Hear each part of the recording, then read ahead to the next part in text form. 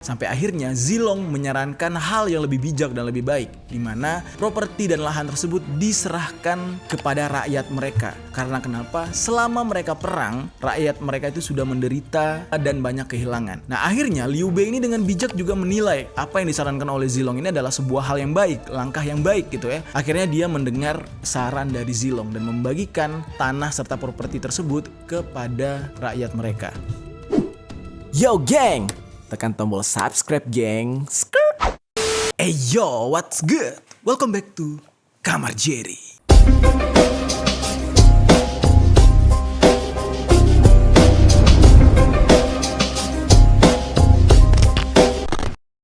Geng.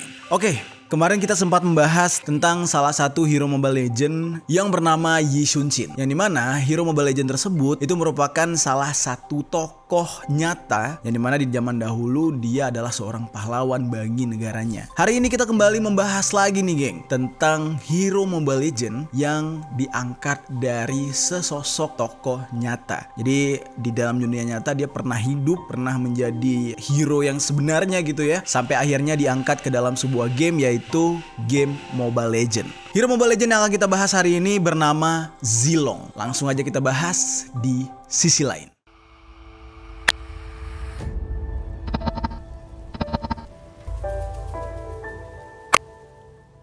Oke, berbicara tentang Mobile Legends, semenjak munculnya game yang satu ini, itu banyak banget gitu ya heroes yang keren-keren gitu. Yang dimana salah satunya itu ada yang bernama Zilong. Nah, Zilong yang akan kita bahas hari ini, dia ini adalah salah satu hero fighter atau assassin yang ada di Mobile Legends, yang dimana serangan-serangannya itu bisa sangat merepotkan pihak lawan. Setiap kemampuan yang dimiliki oleh Zilong itu mampu menumbangkan atau menghabisi musuh-musuhnya hanya dengan beberapa detik saja. Jadi termasuk salah satu hero yang dapat diandalkan gitu ya di Mobile Legends. Zilong ini di dalam Mobile Legends dikenal salah satu hero yang cukup berbahaya gitu ya. Namun apakah kalian tahu geng, ternyata Zilong ini di dunia nyata itu pernah hidup. Jadi dia ini adalah salah satu tokoh yang sebenarnya ada di dunia nyata. Jadi hari ini kita akan membahas tentang kisah Zilong di dunia nyata. Kisah ini berawal dari masa dinasti Han, yang dimana di masa itu ada seorang jenderal ahli perang yang bernama Zhao Yun atau yang lebih dikenal dengan Zhao Zilong. Di dalam sejarah bangsa Cina, Zhao Yun atau Zhao Zilong ini lahir di sebuah desa yang bernama Zhending, provinsi Changshan yang lebih dikenal dengan Zhending di daerah Hebei. Dan Zilong ini lahir pada tahun 168 Masehi, jadi cukup lama gitu. Di dalam kisahnya, dia ini bergabung dengan Gong Sun Zan, seorang panglima perang pada masa akhir dinasti Han. Di saat itu dia dipercaya untuk memimpin sekumpulan kecil atau grup kecil sukarelawan. Dan ini terjadi pada awal tahun 192 Masehi. Lalu setelah itu dia diperintahkan untuk membantu Liu Bei. Nah ini masih terjadi pada tahun 192 Masehi, yang di saat itu hanya memiliki pangkat mayor untuk pasukan Gong Sun Zan. Lalu tidak lama Zhao Yun atau Zhao Zilong ini meninggalkan Gong Sun Zan dan Liu Bei untuk menghadiri pemakaman kakak kandungnya di saat itu. Dan dia meninggalkan Gong Sun Zan serta Liu Bei ini cukup lama di saat itu geng. Dia baru kembali lagi bergabung itu pada tahun 200 Masehi. Ketika itu Liu Bei berhasil dikalahkan oleh Cao Cao. Cao Cao ini adalah seorang tokoh zaman 3 negara yang terkenal sebagai ahli strategi dan juga ahli perang. Dan di saat itu Liu Bei akhirnya pergi ke Yuan Shao. Nah Yuan Shao ini adalah seorang panglima perang yang menguasai daerah utara Tiongkok. Dan mulai di saat itulah Zilong ini atau Zhao Yun ini bersahabat dekat dengan Liu Bei. Dan semenjak itu Zhao Yun atau Zilong ini ikut dengan Liu Bei sepanjang perjalanannya di sekeliling utara negeri Cina. Lalu terjadilah sebuah pertempuran nih geng. Pertempuran tersebut terjadi di Changban, tepat pada tahun 208 Masehi. Ketika itu, Liu Bei sedang melarikan diri dari keluarganya. Lalu di saat itu, Zilong alias Zhao Yun ini pergi ke utara, yang dimana perjalanan dia menuju ke utara itu malah dicurigai oleh Liu Bei bahwa Zilong atau Zhao Yun ini telah menyerah kepada Cao Cao. Lalu ada salah satu orang ya kayak mata-mata gitu atau perwakilan dari Liu Bei itu akhirnya menyampaikan informasi. Dia mengatakan kalau Zilong alias Zhao Yun ini telah menyerah kepada Cao Cao. Di saat itu Liu Bei tidak terima dengan informasi itu. Dia langsung melemparkan kapak kepada si informan dan dia berkata dengan kalimat yang sangat tegas, "Zilong tidak akan pernah mengkhianatiku." Benar saja di saat itu, tiba-tiba Zhao Yun alias Zilong itu kembali ke tempat Liu Bei. Di saat itu, dia membawa anaknya Liu Bei yang bernama Liu Shan. Dan juga dia membawa Nona Gan alias istrinya Liu Bei. Di saat itu Liu Bei benar-benar berterima kasih kepada Zilong. Dia akhirnya mengangkat Zilong menjadi General of Standard. Ternyata yang dilakukan oleh Zilong alias Zhao Yun adalah memerangi Cao Cao. Yang dimana di saat itu anak serta istri Liu Bei itu disandra oleh Cao Cao. Nah makanya setelah menaklukkan Cao Cao, Zilong ini berhasil membawa anak dan istri dari Liu Bei. Nah semenjak saat itu Cao Cao ini tidak terima dengan kekalahannya, geng. Akhirnya dia mengutuskan beberapa orang untuk mencari dan menangkap Zilong hidup-hidup. Dan di saat itu dia sadar banget gitu ya, kalau Zilong atau Zhao Yun ini memiliki kemampuan bertarung, strategi perang yang tidak bisa diremehkan.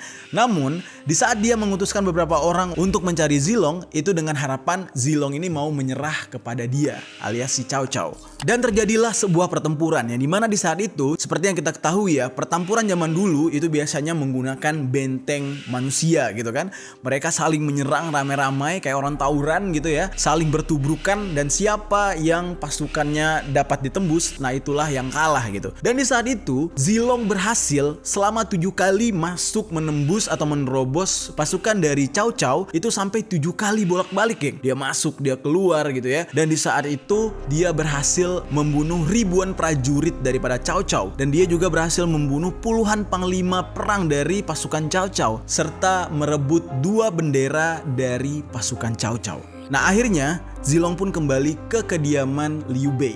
Di saat dia dalam perjalanan setelah perang tersebut, dia bertemu dengan saudara angkat dari Liu Bei yang bernama Zhang Fei. Dan mereka bertemu di sebuah jembatan Changban. Lalu setelah itu, Zilong ini langsung menemui Liu Bei di saat itu. Dan betapa kagetnya Zilong di saat itu, Liu Bei yang sedang menggendong anaknya yang bernama Liu Shan. Dan Liu Shan itu sedang tertidur di pelukan Liu Bei. Nah tiba-tiba Liu Bei ini dengan marah langsung melempar anaknya tersebut. Dan untung aja di saat itu Zilong dapat menangkap anak tersebut sehingga anaknya tersebut tidak terjatuh ke lantai.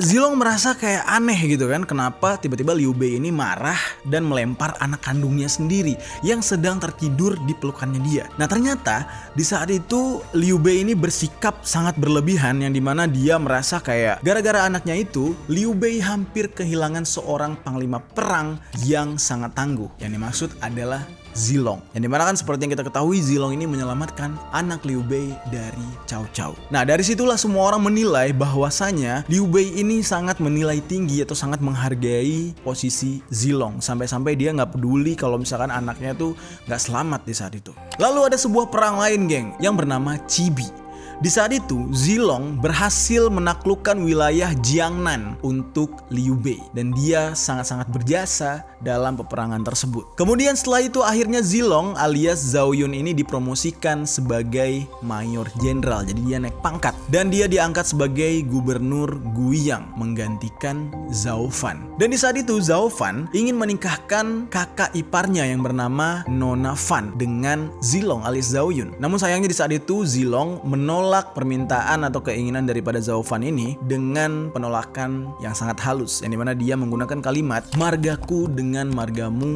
sama, oleh karena itu aku menganggapmu saudara. Namun di saat itu banyak yang menyarankan Zilong alias Zhao Yun ini untuk menikahi Nona Fan. Karena kenapa? Ya banyak orang yang menganggap mereka itu pasangan yang serasi gitu. Namun Zhao Yun langsung menjelaskan kepada masyarakat kalau Zhao Fan ini ya baru saja diturunkan tahta alias posisinya sudah diganti oleh Zhao Yun. Jadi di saat itu Zhao Yun belum mengetahui apa langkah selanjutnya dari Zhao Fan. Niatnya itu belum jelas gitu. Dan dia juga mengatakan lagi pula masih banyak wanita di dunia ini katanya. Lalu pada akhirnya Nona Fan pun tidak dinikahi oleh Zilong. Kekhawatiran Zilong akan tujuan Zhao Fan selanjutnya akhirnya terbukti. Yang dimana di saat itu ternyata Zhao Fan melarikan diri dari kelompok Liu Bei. Lalu ketika itu Liu Bei langsung masuk ke provinsi Yi. Dia mengangkat Zhao Yun sebagai pengawas markasnya yang bernama Liu Sima di daerah Gong'an. Dan di saat itu Liu Bei memiliki istri lain yang bernama Nona Sun. Dia ini adalah adik dari Sun Quan. Di saat itu dia dipengaruhi oleh reputasi dan kekuatan kakaknya yang bernama Sun Quan tersebut. Dan dia sering sekali bertindak semena-mena dan melanggar hukum. Dan di saat itulah Liu Bei mengandalkan Zilong alias Zhao Yun untuk mengendalikan semua urusan di Gong'an.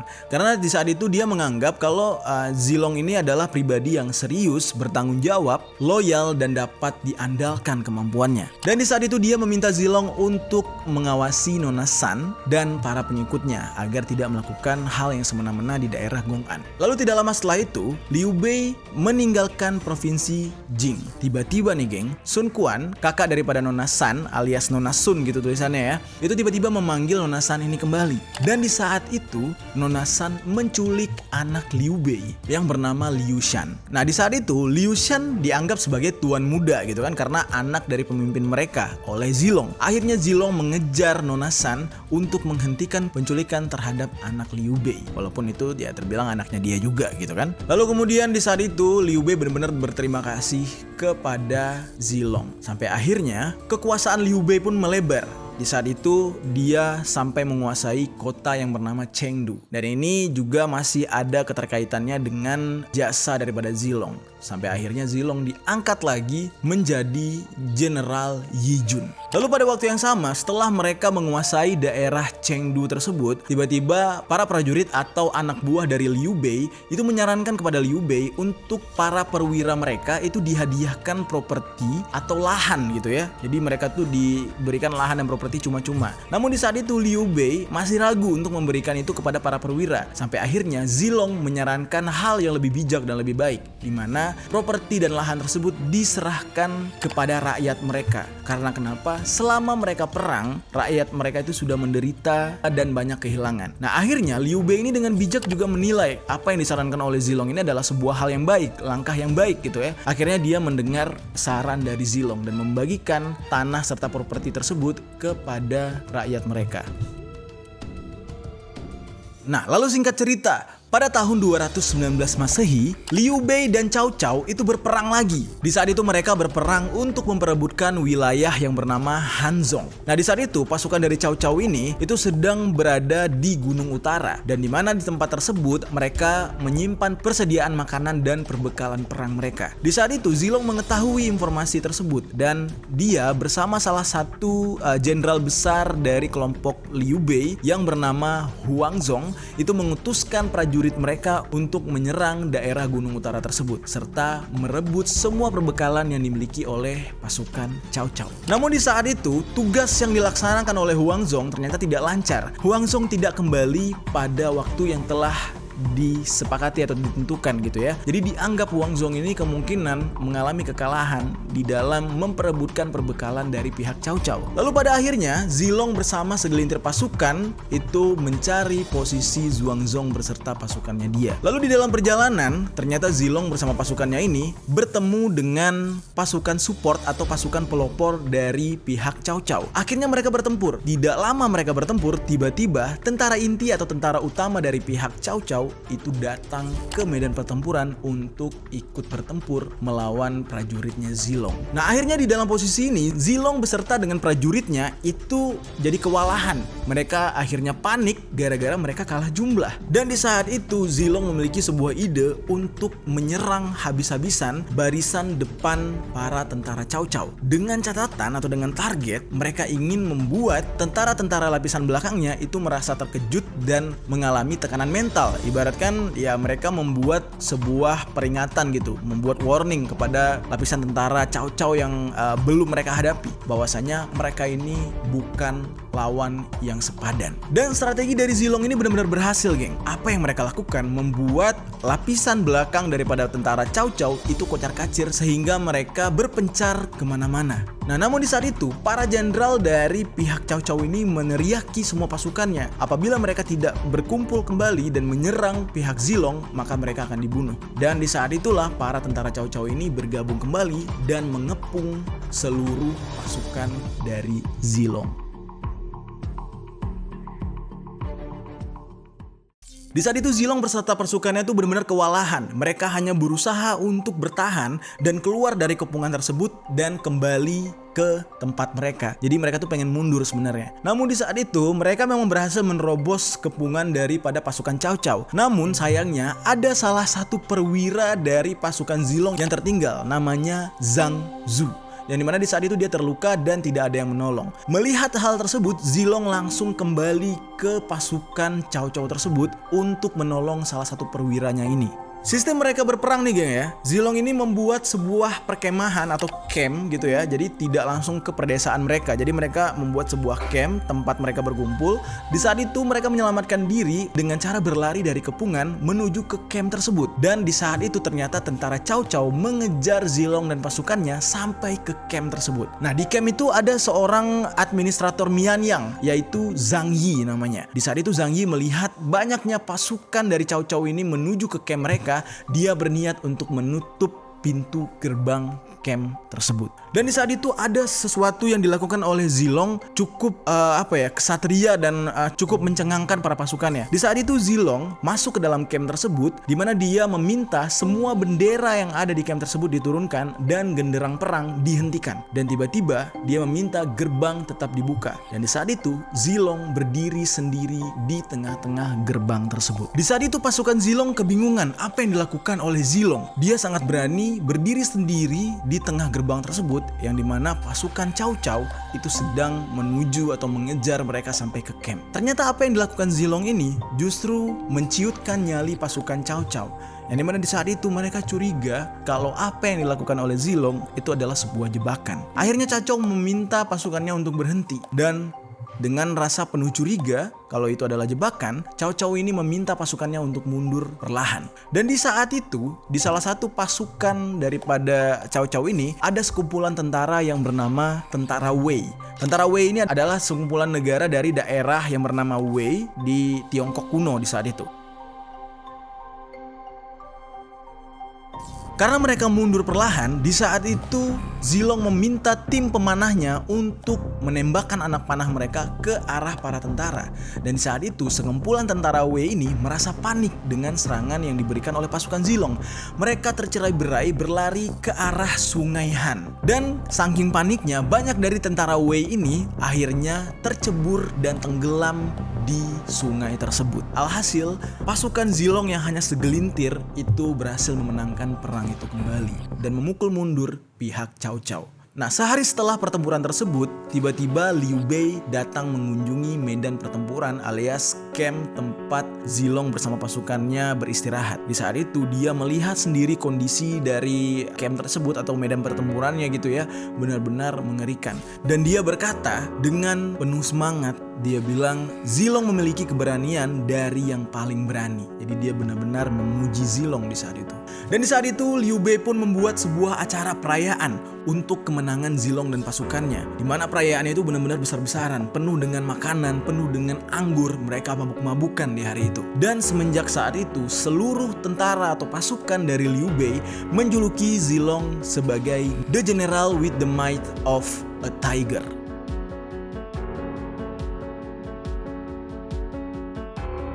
Lalu singkat cerita lagi geng, beranjak ke tahun 221 Masehi, Liu Bei memproklamirkan dirinya sebagai Kaisar Shu Han. Dan pada saat yang sama, dia menyatakan perang kepada Sun Quan. yang sebelumnya sempat kita ceritakan, yang mana adiknya yang itu Nona Sun itu suka semena-mena gitu ya. Nah, di saat itu Liu Bei menyatakan perang kepada Sun Quan untuk membalas kematian dari Guan Yu dan provinsi Jing yang sempat kalah. Dan di saat itu Zilong menyarankan kepada Liu Bei untuk jangan berperang dengan Sun Quan. Lebih baik kita menyerang tentara yang membantu Cao Cao, yaitu tentara Wei. Di saat itu Liu Bei menolak. Dia tetap ingin menyerang pasukan daripada Sun Quan ini. Yang dimana di saat itu pasukan dari Sun Quan ini itu dipimpin oleh Wu. Dia ini adalah seorang pemimpin militer. Namun dalam ceritanya tidak banyak yang tahu bagaimana hasil dari peperangan tersebut. Nah, singkat cerita, beranjak ke tahun 223 Masehi. Di tahun tersebut, Liu Bei meninggal dunia. Dan di saat itu, anaknya yang bernama Liu Shan yang tadinya masih kecil akhirnya sudah beranjak dewasa dan meneruskan tahta dari ayahnya. Dan di tahun tersebut, akhirnya Zilong diberikan pangkat yang baru, yaitu General Who Conquers the South. Dan dia menjadi komandan militer utama. Dan dia juga dianugerahi sebuah gelar Marquis of Yongchangting. Nah, lalu tidak lama setelah itu, Zilong ini dipromosikan lagi menjadi General Who Guards the East. Lalu singkat cerita, di tahun 227 Masehi, Zhao Yun ikut serta bersama Zhuge Liang ke Hanzhong untuk mempersiapkan ekspedisi ke utara yang pertama. Di saat itu, Zhuge Liang ini mengirim Zilong atau Zhao Yun itu ke Jigu untuk mengalihkan perhatian tentara Wei yang di saat itu dipimpin oleh Cao Zhen. Di saat itu, tentara utama Zhuge Liang mengalami kekalahan di daerah Jieting karena kecerobohan salah satu anggotanya yang bernama Ma Su. Lalu pada saat yang sama, Zilong alias Zhao Yun itu juga berperang melawan pasukan yang lebih banyak dan juga sangat terlatih. Alhasil, dia juga tidak mampu memenangkan peperangan tersebut. Di saat itu Zilong memutuskan untuk mundur. Namun sayangnya di saat itu dia dikejar kembali oleh tentara lawan yang membuat Zilong akhirnya mengumpulkan lagi barisan tentaranya dan mempertahankan posisi mereka dengan gigih. Ketika itu, pasukan dari Zhuge Liang yang telah kalah itu telah kembali ke Hanzhong. Dan akhirnya pasukan Zilong alias Zhao Yun itu kembali juga ke Hanzhong. Di saat itu, pasukan Zhuge Liang sangat kaget melihat kondisi daripada pasukan Zilong ini, yang dimana mereka kembali dengan jumlah pasukan yang hampir 90% selamat, hanya sedikit korban yang meninggal dunia. Dan di saat itu Zhuge Liang bertanya kepada prajurit pasukan Zilong ini, kenapa bisa kalian selamat padahal kalian kalah dalam pertempuran? Jawaban dari para prajuritnya adalah, ini semua karena Zilong mempertahankan pertahanan kami dan menjaga kami dari kekalahan, katanya. Di saat itulah Zhuge Liang langsung mengakui kalau Zilong adalah seorang jenderal yang sangat hebat. Dan di saat itu, Zhuge Liang menghadiahkan Zilong serta tentaranya dengan ratusan kilo emas dan 10.000 kain sutra. Jadi itu semacam sebuah hadiah sekaligus bayaran untuk Zilong dan para pasukannya. Namun di saat itu Zilong tidak mau menerima hal tersebut. Dia mengembalikan seluruh hadiah yang diberikan oleh Zhuge Liang. Dia mengatakan seluruh tentara mengalami kekalahan, katanya. Dan itu merupakan kesalahan kami. Dan dia mengatakan aturan mengenai penghargaan dan hukuman harus ditaati. Dan dia berharap kalau hadiah tersebut disimpan terlebih dahulu hingga musim dingin, agar ya sebagian daripada kain sutra tersebut bisa dibagikan kepada para tentara, katanya. Di saat itu Zhuge Liang sangat terkagum dengan Zilong alias Zhao Yun ini. Dan di saat itu Zhuge Liang mengingat sikap dari mendiang Liu Bei, yang dimana di saat Liu Bei hidup, dia tidak henti-hentinya, tidak bosan-bosannya memuji kebijakan dan jasa daripada Zilong. Dan kata Zhuge Liang kalau Liu Bei sangat benar dengan apa yang dia katakan dan keputusannya terhadap Zilong. Di akhir cerita, geng, tepat pada tahun 229 Masehi, Zhao Yun alias Zilong akhirnya meninggal dunia. Dia meninggal di Hanzhong. Dia meninggal ya karena umur ya, bukan karena kekalahan perang atau dibunuh. Dan di saat itu kesedihan menyelimuti seluruh pasukan dan tentaranya di sana. Dan di saat itu Zhuge Liang yang masih hidup sangat sedih menerima kabar tersebut dan dia berkata, "Temanku telah tiada, negara kita telah kehilangan salah satu pilarnya dan untukku aku kehilangan tangan kananku." Dan akhirnya riwayat dari kehidupan Zilong pun berakhir. Seorang tentara yang sangat tangguh yang mampu mengalahkan tentara lawannya. Nah, jadi buat kalian yang main Mobile Legends, semoga bermanfaat ya sejarah tentang Zilong ini. Karena kalau misalkan main game doang tanpa kita tahu sejarah dari hero-nya, kayaknya masih kurang gitu kan. Nah, itulah dia kisah dari Zilong alias Zhao Yun, salah satu hero Mobile Legends terbaik di game tersebut.